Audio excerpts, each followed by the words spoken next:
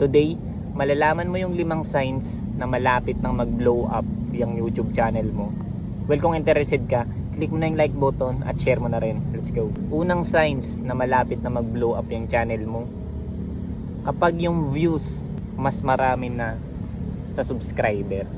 Halimbawa, ang subscriber mo nasa 50 pa lang, 50 pa lang yung subscriber mo. Tapos, yung views ng mga video mo nag 1K na pataas. Yung sign na yun. Consistency na lang yun. Nasa tamang path ka na. Malapit na siyang mag-blow up.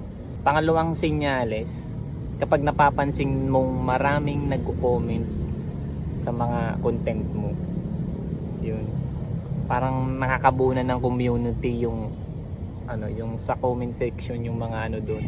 Parang nagiging community na siya. Sinyalis na yun.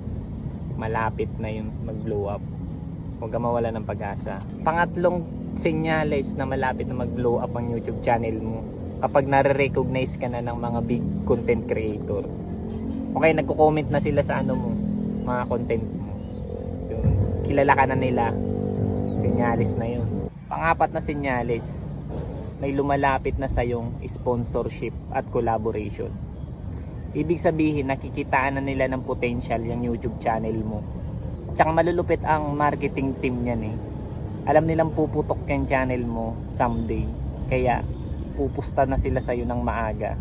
Panglimang senyales, kapag may nakakakilala na sa'yo in public, may nagpapapicture na sa'yo, yun, matinding senyales na talaga yun. Hindi mo lang halata, pero yun na yung senyales talaga. Kumbaga tigyan na siya ni YouTube, kinakalat na siya, kaya may nakakilala na sa'yo. At kung nag-benefit ka sa video na to, okay lang kahit hindi mo ako i-subscribe. Mas tulungan kita. Kahit sa huli na ako kumubra. General nga pala.